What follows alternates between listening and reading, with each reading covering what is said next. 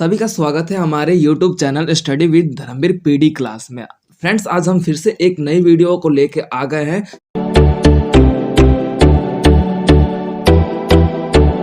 Third year का जो ये बुक है बीपीएससी 142, जिसमें आपका चैप्टर नंबर 4 है। चैप्टर नंबर 4 के जो मोस्ट इंपोर्टेंट क्वेश्चन है आपका देखा जाता है, इस पार्ट है, सेकंड पार्ट है आपका। ठीक है फ्रेंड्स,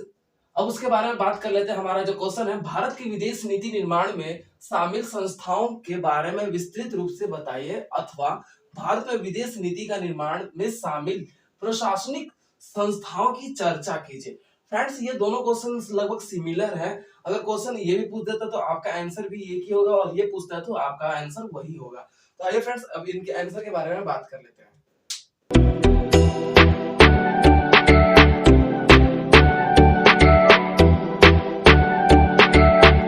बात कर लेते हैं इसके आंसर्स की, जो कि आपकी परिभाषा से स्टार्ट होता है। तो फ्रेंड्स, इसमें ये देख रहे हैं कि जो आपका है भारत की विदेश नीति का निर्माण में शामिल, यानी कि इट मींस ये है कि जो भारत की विदेश नीति का जो निर्माण करने का प्रोसेस है, उसमें कौन कौन सी संस्थाएं शामिल है, उसके बारे में हम देखते हैं। तो अब इसके बात कर लेते हैं, अब इसके आंसर्स की यानी कि परिभाषा की बात कर लेते हैं। तो फ्रेंड्स, ये आपका आता है, भारत की विदेश नीति निर्माण में जो संस्थाएं आपको देखने को मिलती है, जिनके माध्यम से, जिनके सहायता से आपकी भारत की विदेश नीतियों को कायम किया जाता है, या फिर लागू किया जाता है, बनाया जाता है, फिर अपनाया जाता है, उसे हम भारत की विदेश नीति संस्थाएं के रूप में जानते हैं। जिसके अंतर्गत हम ये देखने को मिलता है कि ये संस्थाएं एजेंसियों के रूप में भी हो सकते हैं, प्राइवेट भी हो सकते हैं, गवर्नमेंट भी हो सकती है। ठीक है, तो फ्रेंड्स, इसका जो आता है आपका, एक आता है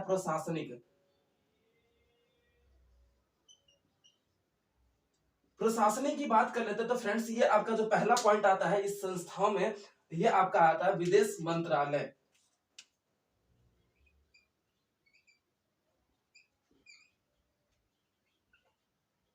विदेश मंत्रालय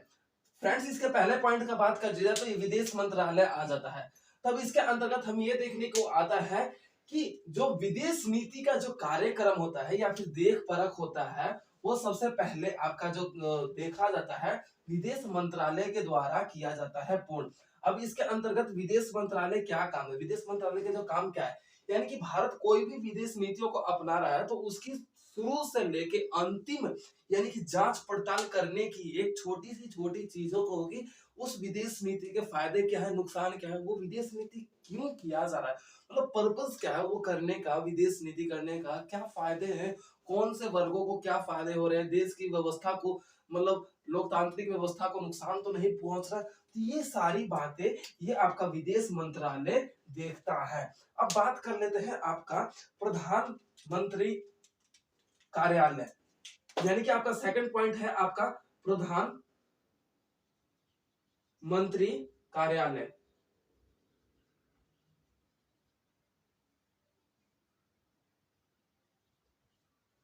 अब बात कर लेते हैं फ्रेंड्स, इसमें यह देखने को मिलता है कि प्रधानमंत्री कार्यालय अब विदेश मंत्री जब प्रोसेस आपका आगे बढ़ाता है, यानी कि इट मींस विदेश मंत्री जब किसी विदेशी यानी कि जो भारतीय विदेश नीति है उसके बारे में देख परख करता है, और उसके बाद वो प्रोसेस यानी कि सहमति दिखा देता है कि हाँ, ये हमारे भारत में लागू करने से इसमें किसी प्रकार का नुकसान नहीं है, तो उस स्थिति में आपका जो नेक्स्ट प्रोसेस आता है प्रधानमंत्री कार्यालय। फिर प्रधानमंत्री में ये देखा जाता है कि प्रधानमंत्री इसका सचिवालय के रूप में कार्य करता है। प्रधानमंत्री के नियंत्रण में ही ये सारे व्यवस्थाएं पूर्ण किया जाता है, और इन्हीं के प्रधानमंत्री के नियंत्रण देख परख में ही इनके जो सरकारी कामकाज देख परख है वो सारे प्रधानमंत्री के रूप में देखा जाता है, और तब जाके प्रधानमंत्री अपना फैसला सुनाकर जो नेक्स्ट पॉइंट आ जाता है आपका देखने को मिलता है, यानी कि अब प्रधानमंत्री के बाद आपका नेक्स्ट तीसरा यानी कि प्रशासनिक जो संस्था है वो आपका तीसरा पॉइंट आ जाता है। ये देखने को मिलता है कि तीसरा पॉइंट है आपका राष्ट्रीय सुरक्षा सलाहकार। राष्ट्रीय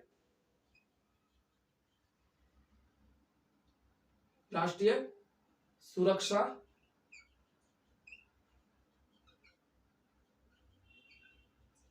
इट मींस यानी कि आपका तीसरा जो पॉइंट है, आपके प्रशासनिक जो संस्थाएं हैं वो तीन ही संस्थाएं हैं। उसके बाद हमारा और संस्था है वो जो आके देखो निजी व्यवस्था के अंतर्गत आ जाती है। तब राष्ट्रीय सुरक्षा सलाहकार, यानी कि राष्ट्रीय का मतलब है कि जब हमारा एक राष्ट्र है, भारत हमारा देश है, यानी कि वो एक राष्ट्र के रूप में जाना जाता है। अब भारत किसी भी देश के साथ विदेश नीति अपना रहा है, तो उस नीति के मतलब अपनाने का कोई हमारे राष्ट्र पर किसी प्रकार की सुरक्षा या फिर सेफ्टी पर हानि या फिर बोल सकते हो कि नुकसान तो नहीं पहुंच रहा, तो वो आपका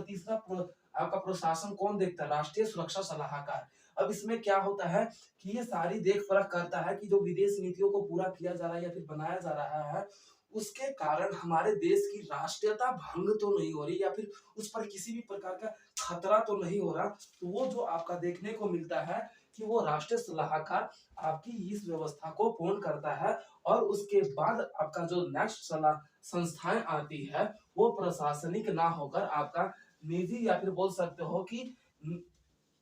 आपका देखा देखा जाता है कि वो प्रशासनिक क्षेत्र में अंतर्गत नहीं आता। प्रशासनिक क्षेत्र के आपके ये तीन ही पॉइंट थे। उसके बाद हमारा आ जाता है कैबिनेट सुरक्षा समिति।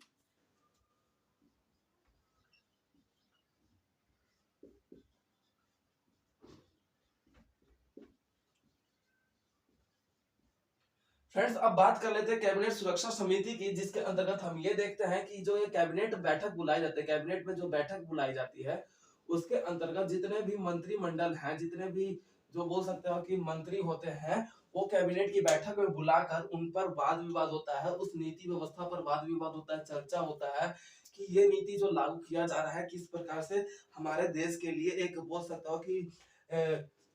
सुरक्षा या फिर विकास का एक जरिया या फिर बोल सकते विकास का एक साधन या फिर एक एग्जाम्पल के रूप में माना जा सकता है। तो भारत में देखा जाता है कि कैबिनेट सुरक्षा समिति हमें देखने को मिलता है प्रशासनिक व्यवस्था के बाद, जो कि आपका ये डिसाइड करता है कि जो नीतियां हम लाने वाले हैं उन नीतियों से किस प्रकार से सारे क्षेत्र के लोगों को फायदा हो सकता है या फिर प्रॉफिट हो सकता है क्योंकि कैबिनेट में जो हमारे मंत्री बैठे रहते हैं वो पर्टिकुलर एक क्षेत्र या फिर एक वर्ग के नहीं होते, वो सभी वर्गों के होते हैं। तो उन्हें अपने क्षेत्रों के अनुसार पता होता है कि ये कौन से क्षेत्र के लिए नीति व्यवस्था अच्छी है या फिर किसी वर्ग का विभाजन तो नहीं कर रहा। तो उस व्यवस्था में कैबिनेट व्यवस्था आपका फोर्थ पॉइंट बनता है। उसके बाद आपका पांचवा पॉइंट आपका देखने को मिलता है कि आपका संसद, ये संसद देखने को मिलता है। संसद फ्रेंड्स आपका देखा देखा जाता है कि जो हमारी व्यवस्थाओं को चलाने के लिए जो दो मुख्य क्षेत्र पाए जाते हैं, आपका कार्य विधायिका तथा कार्यपालिका, इनके रूप में ही देखने को मिलता है। तो जो संसद व्यवस्था पाई जाती है, संसद भवन में जिस प्रकार से आपकी देखा जाता है कि उस पर चर्चा होती है, उसका बिल लागू लागू किया जाता है और उस पर वाद विवाद होने के बाद जिस प्रकार से उसकी वोटिंग प्रोसेस होता है, तो संसद का जो कार्य होता है कि जो विदेश नीतियों को कैबिनेट सुरक्षा समिति के द्वारा आगे बढ़ाया जाता है, तो संसद उस पर चर्चा करते हुए संसद में उसमें क्या होता है कि आपका देखा जाता है सहमति व्यवस्था लागू किया जाता है कि इससे कितने लोग सहमत है, संसद में जितने सदस्य हैं उनके रूप में कौन कौन से लोग इसके फेवर में है या फिर अनफेवर में है। तो वो आपका पांचवा पॉइंट डिसाइड करता है। उसके बाद आपका छठा पॉइंट है, देखने को मिलता है कि इस व्यवस्था में आपकी जो संसदीय समितियां आ जाती है। अब संसदीय समितियां की बात कर ली जाए, यानी कि संसदीय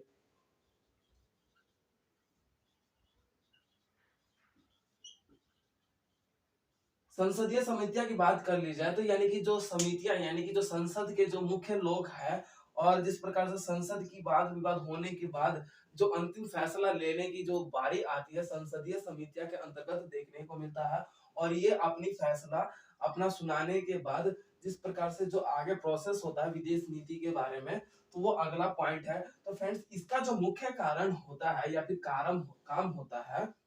वो क्या होता है, संसद द्वारा जिस प्रकार से फेवर में किया गया जो विदेश नीति है, उसका जो बिल है, वो संसदीय समिति क्या होता है, उस पर फिर से स्टडी करता है, अध्ययन करता है, देख परख करता है, जांच पड़ताल करता है, तब जाके उसे आगे बढ़ाने का ये जो काम संसदीय समिति का होता है। अब उसके तत्पश्चात विदेशीय विशेषज्ञ समिति, यानी कि नीति विशेषज्ञ समिति जो है, आपका नेक्स्ट पॉइंट देखने को मिलता है। और उसके बाद ये सातवां नेक्स्ट पॉइंट जो आपका अंतिम पॉइंट भी आता रहता है, नीति नीति विशेष विशेषज्ञ विशेषज्ञ विशेषज्ञ समिति।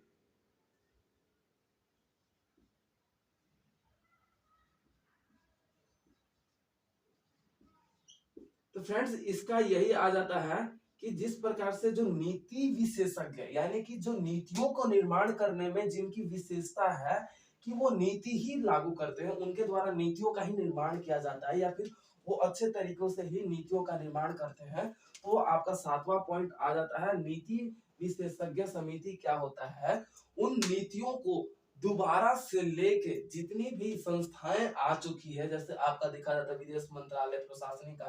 कार्यालय, राष्ट्रीय सुरक्षा समिति, ये सारी इन समितियों के ऊपर जो चर्चा करने के बाद जो आता है नीति विशेषज्ञ, यानी कि नीतियों में जो विशेषज्ञ प्राप्त कर रखा है, जिन्होंने अपने बोल सकते हो कि एक परफेक्ट एंगल प्राप्त कर रखा है, तो वो आपकी विशेषज्ञ समिति है, जिसके अंतर्गत हम ये देखने को मिलता है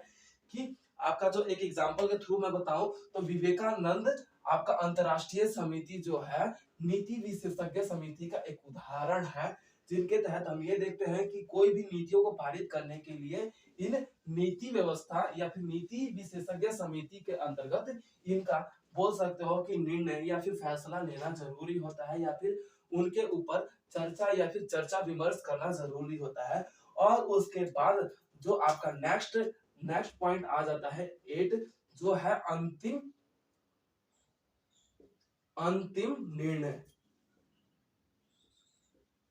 अंतिम निर्णय आपका देखा जाता है प्रधानमंत्री तथा आपका विदेश मंत्रालय का होता है, यानी कि जो अंतिम निर्णय का जो प्रोसेस होता है विदेश मंत्रालय और प्रधानमंत्री का होता है। उसके तत्पश्चात ही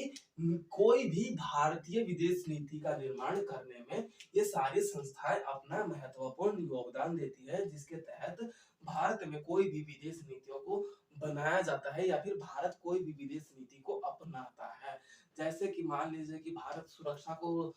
को ध्यान में भी रख के विदेश नीतियों को बनाता है, व्यापार को ध्यान में रखते हुए भी विदेश नीतियों को पूरा करता है। तो उस व्यवस्था की सारी जितनी भी है, तो उन्हें अलग अलग संस्था निर्माण करने से पहले उन्हें अलग अलग संस्थाओं से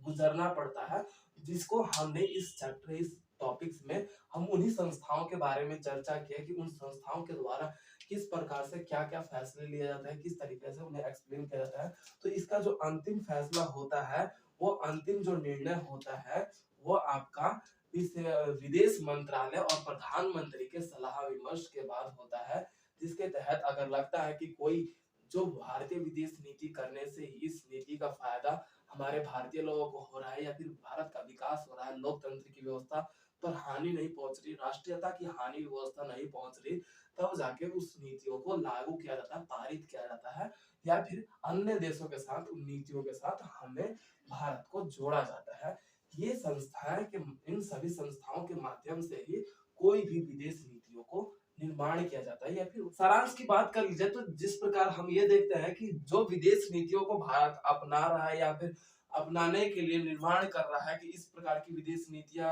से जुड़ रहा है, उस स्थिति में जो हमारी संस्थाएं सहायक है वो क्या करती है, उन विदेश नीतियों के निर्माण के रूप में सारी पूर्ण रूप से आपके शुरू से लेके एक छोटी सी छोटी बातों का ध्यान में रखते हुए अध्ययन करता है, जिसके तहत हमें ये देखने को आता है कि जिन कारणों से विदेश नीतियों को किया जा रहा है, वह विदेश नीतियां किस रूप में भली भांति हमारे लिए फायदे या फिर हमारे लिए प्रॉफिटेबल या फिर डेवलपमेंट के अकॉर्डिंग या फिर अनुकूल हो, वो इसलिए हमें संस्थाओं का व्यवस्था देखा जाता है। तो ये आपका पूरा सारांश क्लियर होता है। तो फ्रेंड्स ये थे आपका पूर्ण रूप से आपका पूरा एक पर्टिकुलर क्वेश्चंस के अकॉर्डिंग, एग्जाम के अकॉर्डिंग आपके आंसर्स थे, इसके अकॉर्डिंग हमने पॉइंट्स के अकॉर्डिंग आप लोगों के आंसर्स एक्सप्लेन किए और उसके बाद आपका टॉपिक लास्ट में सारांश आया। तो आई होप फ्रेंड्स आप लोगों को सभी ये टॉपिक्स क्लियर हो चुके होंगे। ओके फ्रेंड्स, मिलते हैं अपने नेक्स्ट वीडियो में। Thank you so much for watching this video.